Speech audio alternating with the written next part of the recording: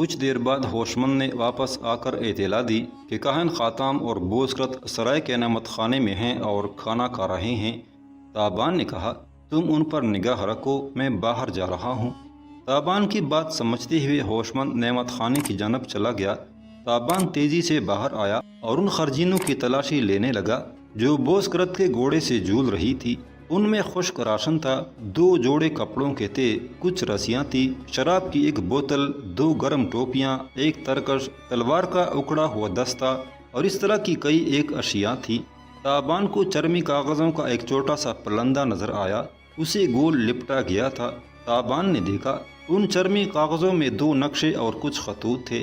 اس نے دھیان سے دیکھا، نقشوں پر کہیں نشان وغیرہ نہیں لگائے گئے تھے۔ خطوط میں سے چند پر تسلی کی مہر لگی ہوئی تھی۔ یہ خط غالباً بوسکرت کے اہل خانہ کی طرف سے تھے، لیکن ایک خط تسلی کے بجائے دمشق سے آیا تھا اور اسے لکھنے والی کوئی عورت تھی۔ تابان اس خط کو دیکھ کر چونکا۔ دمشق سے آنے والا یہ خط یونانی زبان میں تھا اور یہی امر تابان کے لیے زیادہ حیرت کا باعث تھا۔ اس نے جلدی جلدی خط کے مضمون پر نگاہ دوڑائی۔ جوں جوں وہ پڑھتا گیا، اس کی آنگیں پھیلتی گئیں اور رگوں میں خون کی گردش تیز تر ہوتی گئی۔ لکھا تھا، سالار اعظم سکندر مقدونوی کے نام یونان کی ایک بیٹی کا پیغام۔ سالار اعظم، ہم ایتھنز کے رہنے والے ہیں، ہمارا نام مارشا ہے اور ہم شاہی خاندان سے تعلق رکھتے ہیں۔ آج سے قریباً 2 برس پہلے مقدونی فوج نے ایتھنز پر حملہ کر کے اسے طاقت و تاراج کر دیا۔ ایتھنز کی سینکڑوں خواتین کی طرح ہم بھی اپنی آبرو اور جان کی حفاظت کے لیے شہر چھوڑنے پر مجبور ہوئے۔ ہمارے ساتھ ایک غلام تھا جو ہماری حفاظت کرتے ہوئے مارا گیا یا شدید زخمی ہو کر گرفتار ہوا۔ ایک وفادار یونانی سپاہی کی مدد سے ہم ایران سے ساحل پر پہنچے، لیکن یہاں سمندری طوفان کے سبب ہمارا جہاز تباہ ہوا اور ایک ایرانی بڑی نے ہماری جان بچائی۔ اس ایرانی بڑی نے بڑی حفاظت سے ہمیں اپنے گھر میں رکھا، لیکن ہمیں یہاں بھی تادیر پناہ نہیں مل سکی۔ ہم کئی مشکل مراحل سے گزر کر ہیلی کارنیس کے سب سے بڑے آتش کدے میں پہنچ گئے۔ آتش کدے کے پجاریوں نے ہمیں کسی ناہید دیوی کا پرتو قرار دیا اور ایک زندہ مورتی کی طرح اپنے معبد میں سجا لیا۔ یہ عظیم الشان معبد ہمارے لیے ایک طلائی پنجرے سے کم نہیں تھا۔ ہم اس میں پڑپڑا تو سکتے تھے، لیکن اس کی دیوار توڑ کر باہر نہیں نکل سکتے تھے۔ انگنت شب و روز ہم نے قید اور غریب الوطنی کے کرب میں گزار دیے۔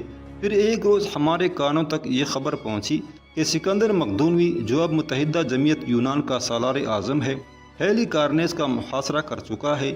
اس خبر سے ہمارے دل میں امید کی شمع روشن ہوئی، ہماری آنکھوں میں آزادی کے خواب سجنے لگے۔ ہم شب و روز دعا کرنے لگے کہ شہر فتح ہو، جمعیت یونان کی سپاہی دندناتے اس عبادت گاہ میں گھس آئیں اور ہمیں ایرانیوں کے چنگل سے نکال لیں۔ میسور فوج کو شکست ہوئی، شہر بھی فتح ہوا، لیکن ہماری تمام امیدیں نقش برآب ثابت ہوئیں۔ یونانی فوج کے شہر میں داخل ہونے سے پہلے ہی آتش کدے کے پجاری ہمیں وہاں سے نکال لے گئے۔ سالار اعظم، اب ہم دمشق میں ہیں، ہمیں پھر ایک بہت بڑے آتش کدے میں زندہ مورتی کی طرح سجا دیا گیا ہے۔ یہ آتش کدہ شہر کے شمال میں ایک بلند مقام پر واقع ہے۔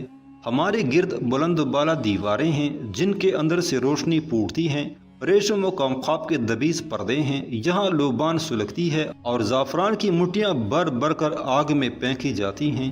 عجیب و غریب لوگ ہمارے ارد گرد سجداریز رہتے ہیں اور ان سے بھی بڑھ کر عجیب لوگ وہ ہیں جو ہر وقت ہمیں اپنے حصار میں رکھتے ہیں۔ اس ناقابل شکست حصار میں ہمارا دم گھٹ رہا ہے۔ اگر یہ سب کچھ جوں کا توں رہا تو شاید ہم زیادہ دیر زندہ نہ رہ سکیں۔ یہاں پر اسرار آنکھیں ہر وقت ہم پر نگران رہتی ہیں۔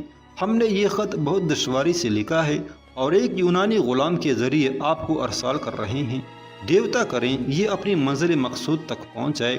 سالار اعظم، اب آپ صرف مقدونیہ کی نہیں، متحدہ یونان کے سالار ہیں۔ یونان کی ایک بے آسرا بیٹی نے آپ تک اپنی فریاد پہنچا دی ہے۔ وہ مذہبی جنونیوں کے چنگل میں آپ کی منتظر ہے اور آخری سانس تک رہے گی۔ تابان کا ذہن برق رفتاری سے کام کر رہا تھا۔ خط ختم کرتے کرتے وہ بات کی تہہ تک پہنچ گیا۔ یہ خط جو مارشا نے دمشق کے کسی معبد سے لکھا تھا، سالار اعظم سکندر تک نہیں پہنچ سکا تھا۔ یہ خط سکندر تک پہنچنے کا ذمہ دار ازبک یعنی بوسکرت تھا۔ وہ خط و کتابت کے شعبے میں تھا اور شاہی خطوط کو چاٹنے اور ترتیب دینے کا کام جن 2 افراد کے سپرد تھا ان میں سے ایک بوسکرت تھا۔ اس نے اپنی سابقہ منگیتر کا خط وصول ہوتے ہی دمشق کا رخ کر لیا تھا اور اب کاہن خاتم کے ہمراہ عازم سفر تھا۔ تابان کے سینے میں لو دیتی ہوئی رقابت کی آگ یکدم بڑھ کر آلاؤ بن گئی۔ اس نے وہیں کڑے کڑے ایک فیصلہ کیا۔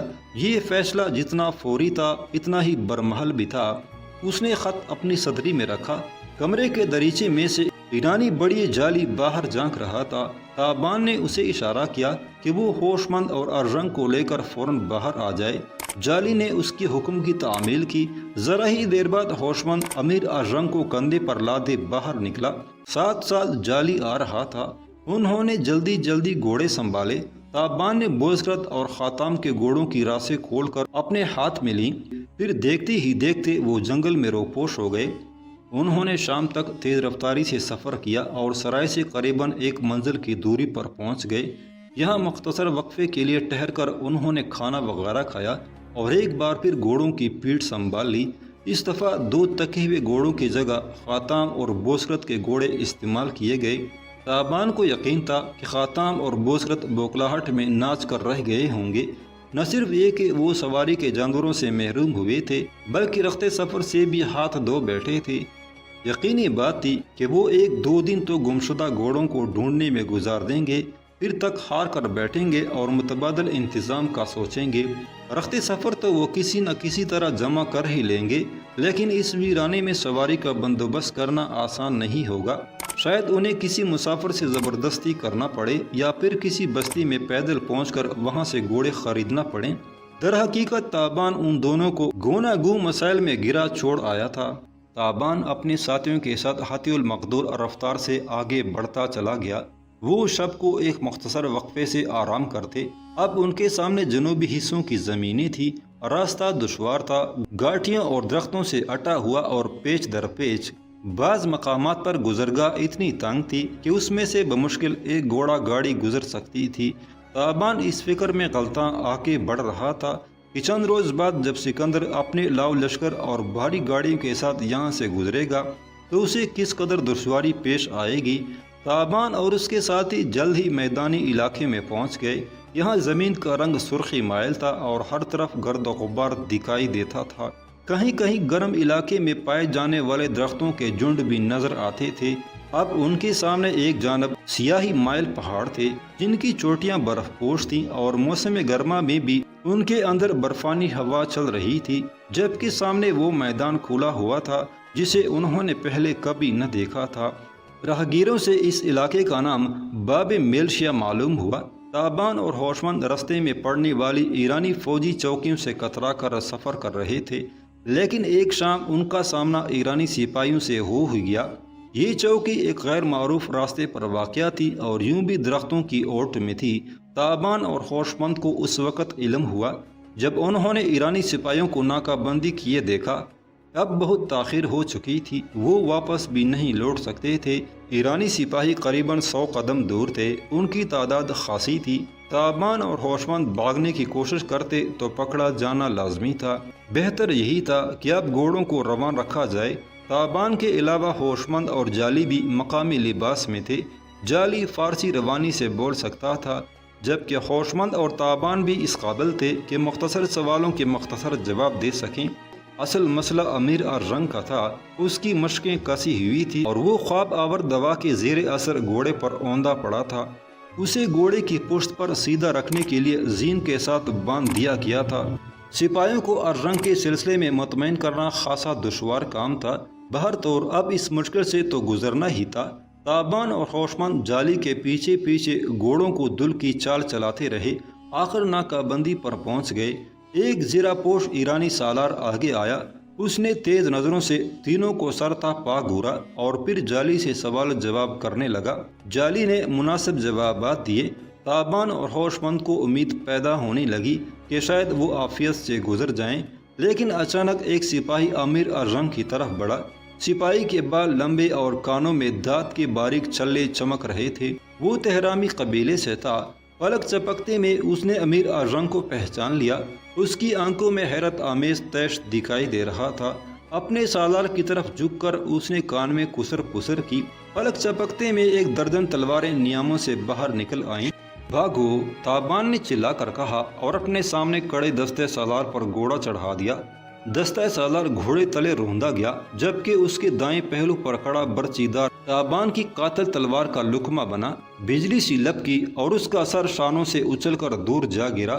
دوسری طرف ہوشمند نے بھی گھوڑا 2 زرہپوش پیادوں کے درمیان سے یوں گزارا کہ وہ دھکے سے پتھریلی زمین پر گر گئے۔ جالی اور امیر ارجنگ کے گھوڑے بھی یکدم باگ کھڑے ہوئے۔ چند لمحوں کے لیے یوں لگا جیسے تابان اور اس کے ساتھی یہ ناکہ توڑ کر نکل جائیں گے۔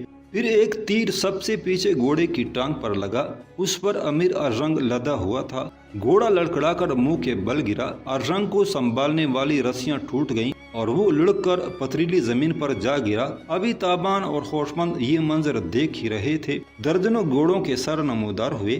تابان اور ہوشمند نے اپنے روبرو ایک زرہ پوش ایرانی رسالہ دیکھا۔ اب بھاگنے کی کوشش بے سود تھی۔ وہ 3 اطراف سے گر چکے تھے اور انہیں گھیرنے والے تعداد میں ان سے کہیں زیادہ تھے۔ تلواریں پھینک دو، دستہ سالار نے گرجدار آواز میں کہا۔ تابان، ہوشمند اور جالی نے تلواریں پتھریلی زمین پر پھینک دی۔ دستہ سالار آگے بڑھا، آخری خود کے اندر سے اس کی آنکھیں بغور تابان کا جائزہ لے رہی تھی۔ وہ تابان کے بالکل قریب پہنچ گیا۔ تابان کی نگاہیں سالار کے تلوار بدست بازو پر جمی تھی۔ وہ کسی بھی حملے سے خود کو بچانے کے لیے پوری طرح چوکس تھا۔ سالار نے تابان کے سامنے پہنچ کر اپنا خود اتارا۔ تابان دیکھتا رہ گیا۔ اس کے سامنے آتش کدے کا منتظم اعلیٰ روختاس کھڑا تھا، وہی پجاری جو آگ کی پوجا کرتا کرتا ایک دن دیوی کے عشق میں گرفتار ہو گیا تھا اور پھر بدنامی و رسوائی کے خوف سے خودکشی کرنے نکل کھڑا ہوا تھا۔ تابان سے اس کی آخری ملاقات آتش کدے کی ویران سیڑھیوں پر ہوئی تھی۔ تابان کو اس کے الفاظ ابھی تک یاد تھے۔ اس نے کہا تھا، جب کوئی شخص اپنی جان لینے کی سوچ لیتا ہے تو اکثر تقدیر بھی اس کے راستے سے ہٹ جاتی ہے۔ میں شہر میں گشت کرتے ہوئے کسی بھی مقدونی دستے پر ٹوٹ پڑوں گا اور لڑتے ہوئے جان دے دوں گا۔ لیکن آج قریباً 3 ماہ گزر جانے کے بعد وہ تابان کے سامنے زندہ سلامت کھڑا تھا۔ نہ صرف زندہ تھا بلکہ زندگی سے بھرپور نظر آتا تھا۔ اس کے چہرے کے بال صاف تھے، سر کے بال سلیقے سے ترشے ہوئے تھے، جسم پر فوجی وردی تھی اور وہ کسی جوان سال سپاہی کی طرح سینہ تانے تابان کے سامنے کھڑا تھا۔ آپ یہاں؟ تابان نے حیرانی سے کہا۔ ہاں، تم نے ٹھیک پہچانا ہے۔ روختاس کا لہجہ غیر جذباتی تھا۔ اس کے حکم پر تابان کو گری ہوئی تلوار واپس تما دی گئی۔ پھر روختاس ان تینوں کو لے کر چوکی کی طرف بڑھا۔ چوکی کے قریب ہی چھوٹا سا پڑاؤ تھا۔ گھنے درختوں کے نیچے خیمے استادہ تھے اور چکڑے وغیرہ کھڑے تھے۔ اب شام ہونے والی تھی۔ روختاس کے اونی خیمے میں شمعدان روشن کر دیے گئے۔ کہیں قریب سے گرما گرم کھانے کی بھاپ بلند ہو رہی تھی۔ خیمے کے دروازے پر مسلح پہرہ دار موجود تھے۔ تابان یقین سے نہیں کہہ سکتا تھا کہ وہ اس خیمے میں قیدی ہے یا مہمان۔ اس کی تلوار واپس کر دی گئی تھی، مگر ہوشمند اور جالی کے ہتھیار واپس نہیں کیے گئے تھے۔ ویسے بھی انہیں کسی دوسرے خیمے میں رکھا گیا تھا۔ تابان گہری نظروں سے روختاس کا جائزہ لینے لگا۔ وہ ایک قطعی مختلف شخص نظر آ رہا تھا۔ آج اس کے چہرے پر اداسی کی چمگادڑیں نہیں لٹک رہی تھی، آنکھوں میں امنگوں کے رنگین پردے پڑپڑا رہے تھے۔ وہ مکمل طور پر ایک دنیا دار شخص دکھائی دیتا تھا۔ تھوڑی دیر بعد جب کھانا ان کے سامنے آیا تو ان میں شراب سرخ بھی شامل تھی۔ کھانا لانے والی 2 خوبرو لڑکیاں تھیں۔ ان کے ترقتے جسموں کو ہر جنبش دل دھڑکا دینے والی تھی۔ تابان اس کا کایا پلٹ پر حیران ہو رہا تھا۔ کہاں وہ زاہد خشک کہ جسے زندہ رہنا بھی بار محسوس ہوتا تھا، اور کہاں یہ رنگیلا جوشیلا سالار جو اس ویران پڑاؤ میں ہر سامان عشرت جمع کیے بیٹھا تھا۔ مرغن کھانے کے بعد روختاس نے ڈٹ کر شراب پی اور گاؤ تکیے کے سہارے ٹانگیں پسار کر بیٹھ گیا۔ تاثرات سے لگتا تھا کہ وہ تابان کی حیرت سے لطف اندوز ہو رہا ہے۔ کہنے لگا، تمہاری حیرت بجا ہے نوجوان۔ آتش کدے کے روختاس اور اس پڑاؤ کے روختاس میں زمین آسمان کا فرق ہے۔ جانتے ہو یہ فرق کیوں ہے؟ یہ فرق اس لیے ہے کہ آتش کدے میں ایک کمزور انسان تھا۔ کمزوری اور مجبوری سے انسان میں قناعت، سادگی اور صبر شکر کے جذبات پیدا ہوتے ہیں۔ وہ کنویں کے اندر سے نظر آنے والی آسمان کو کائنات سمجھنے پر مجبور ہوتا ہے۔ दुनिया की रंगीनियों व लज्जतों से मुंह मोड़ लेता है और पारसाई का छोला पहनकर बैठा रहता है, लेकिन ताकत इंसान को जीना सिखाती है। वो हवादिस की आंखों में आंखें डालता है, महरूमियों से नंबर आजमा होता है और इस दुनिया में ही वो सब खुशियाँ हासिल कर लेता है जिसके वादे देवताओं ने अगली दुनिया के लिए कर रखे हैं। नेकी और पारसाई और कुछ नहीं मेरे दोस्त, सिर्फ पसपाई का नाम है, उस शिकस्त का नाम जो इंसानी फितरत को हसूल मसरत के मुआरके में होती है। ताबान ने कहा, मोहतरम, मैं आपकी बातें नहीं समझ पा रहा, लेकिन इतना ज़रूर कहूँगा कि नेकी को कमज़ोरी का नाम देना किसी सूरत दुरुस्त नहीं। दुनिया में बेशुमार ऐसे ताकतवर और बाअख्तियार लोग गुजरे हैं जो नेक नाम थे और उन्होंने हर आसाइश पर दस्तरस रखते हुए भी अपनी ख्वाहिशों को महदूद रखा। रोहतास ने बिलोरी प्याले से शराब का एक जुर्रा लिया और बोला, मैं उन्हें बदनसीब लोग समझता हूँ। अगर तुम उनकी ज़िंदगियों को काबिल तकलीद समझ रहे हो तो याद रखो, उनकी ज़िंदगियाँ पुरमसरत नहीं पुरसकून थी। पुरमसरत और पुरसकून ज़िंदगी में बहुत फ़र्क होता है मेरे दोस्त। ताबान ने मौजू बदलते हुए कहा, जब आप हेली कारनेस के आतशकदे से रवाना हुए तो ज़िंदगी से बेजार थे। मुझे खदशा था कि मैं आपको फिर न देख सकूंगा, लेकिन आज न सिर्फ आपको सलामत देख रहा हूं, बल्कि ये सब तकदीर के खेल हैं। रोहतास ने उसकी बात काटी, मैं हेली कारनेस के आतशकदे से मरने के लिए ही निकला था, लेकिन बहुत जल्द इस नतीजे पर पहुंचा कि मौत उन लोगों को आती है जो जिंदा रहना चाहते हैं। जो मौत की तरफ बढ़ते हैं, मौत उनसे फासला रखती है। मैं मौत का मुतलाशी था, मेरे हाथ में ओरियां तलवार थी। उस रात मकबूजा शहर में दाखिल होते ही मैंने यूनानी सिपाहियों के एक जत्थे पर दावा बोल दिया। वो एक खैमे के गिर्द बैठे कहवा पी रहे थे। उनमें से 5 अफराद के लिए कहवा की प्यालियां आखिरी साबित हुई। मेरी तलवार ने उनको खाक व खून में लौटा दिया और बाकी बाग खड़े हुए। मुझे मौत के हसूल में नाकामी हुई, लेकिन मैं नाकामी से दिल बर्दाश्त होने वाला नहीं था। उस शब मैंने हेली कारनेस में कम से कम 6 मकामात पर शब खून मारा, लेकिन तुम हैरान होगे कि उस जंग व जदल में मेरे जिस्म पर सिर्फ 2 काबिल जिक्र जख्म आए। रोहतास ने बाजू से आस्तीन उठाकर ताबान को 2 जख्म दिखाए और बात जारी रखते हुए बोला, यकीन करो, उस शब मैंने 2 दर्जन से ज़ायद सिपाहियों को हलाक किया। मेरी तलवार खून आलूद थी, लिबास खून आलूद था, मेरे सर पर भी खून सवार हो चुका था। जिंदगी में पहली बार मुझे मालूम हुआ था कि जब हाथ में पकड़ी हुई तेज़दार तलवार दुश्मन के गोश्त में उतरती है तो कैसी राहत नसीब होती है। उस शब मैं आगे बढ़ बढ़कर मौत से बगलगीर होना चाहता था, लेकिन वो किसी नाकत खुदा दोशीज़ा की तरह मुझसे बदन चुरा रही थी, मेरी बाहों के साए से बिदक रही थी। मुझ पर एक नशा सा तारी होता चला जा रहा था। ये कश्त खून का नशा था। उस रात के बाद कई रातें ऐसी आईं जब मैं तलवार बदस्त अपनी मौत की तलाश में निकला और अपने पाँव पर चलकर वापस आया। हेली कारनेस से एक मंजिल के फासले पर जो यूनानी मखदूनी फौज खैमाजन थी, उस पर मेरी दहशत सवार होती जा रही थी। सिपाही एक ऐसी परछाई से खौफजदा थे जो अचानक उन पर झपटती थी और ऐसी दीवानगी से नंबर आजमा होती थी कि वो मबहूत होकर रह जाते थे। एक रोज़ मेरी इन कार्रवाइयों की इत्तला शहंशाह ईरान दारा के एक मोतमद सालार रासिब तक जा पहुंची। उसने एक दस्ता भेजा जो मुझे तलाश करके रासिब के पास अस्वास शहर में ले गया। रासिब ने बसत इसरार मुझे 5 सदी सालार का मनसब बख्श दिया और कहा कि इस वक्त ममलिकत ईरान को मेरे जैसे जरीब बाजों की ज़रूरत है। रोहतास ने सिलसिला कलाम मुनक़ता करके कहकहा लगाया, फिर करीब कड़ी खिदमतगार लड़की को बगल में दबोच कर बोला, क्या 2 माह पहले कोई तसव्वुर कर सकता था कि मेरी तौसीफ़ में ऐसे कलमात कहे जाएंगे? ये सब तकदीर का उलट पेर है। अब मैं 5000 सरदार हूँ, दुनिया की हर नेमत और आसाइश मुझे मुयस्सर है। मैं जानता हूँ मेरी ज़िंदगी अब तवील नहीं होगी, लेकिन जितनी भी होगी खूब मज़े की होगी। ताबान ने कहा, क्या मैं पूछ सकता हूँ कि इस वीराने में आप क्या कर रहे हैं? रोहतास ने खिदमत गुजार लड़की के हाथ से जाम लेते हुए कहा, तुम दुश्मन फौज के सिपाही हो, लेकिन मेरे दिल में तुम्हारा मकाम दोस्त का है। मैं तुम्हें बताने में कोई हर्ज नहीं समझता। हमें मालूम है कि सिकंदर बहुत जल्द दमश्क की तरफ बढ़ने वाला है और हमले की तैयारी के सिलसिले में उसके तलाया गर्द सवार इलाके में घूम रहे हैं। उन्हीं की पकड़ लकड़ के लिए इस वीरान इलाके में ये चौकी कायम की गई है। ताबान ने कहा, तो क्या हम भी खुद को कैदी समझें? نہیں، روختاس نے اعتماد سے کہا، میرا دل گواہی دیتا ہے کہ تم اس وقت کسی عسکری مہم پر نہیں ہو، کوئی نجی معاملہ ہے جو تمہیں اس دشت میں کھینچ لایا ہے۔ یہ میرے دل کی گواہی ہے اور میں دل کی گواہی کو کبھی رد نہیں کرتا۔ تابان نے کہا، آپ کے دل کی آواز معتبر ہے۔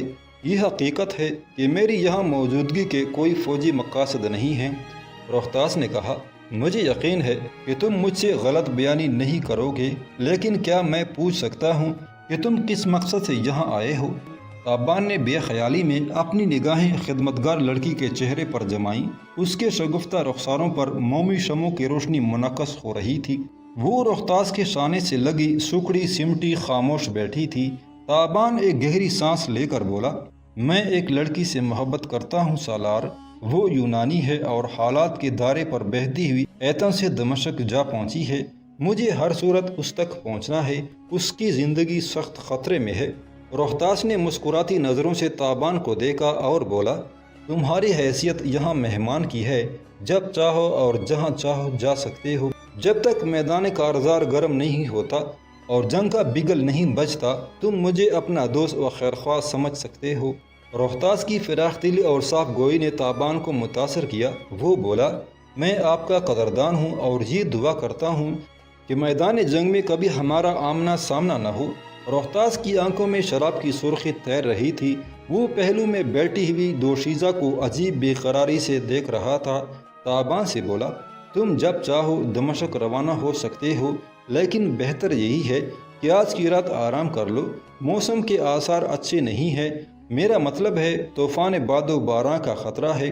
تابان نے جھک کر خیمے کے جالی دار روزن سے باہر جھانکا۔ مطلع بالکل صاف تھا، چاند ستارے آب و تاب سے روشن تھے۔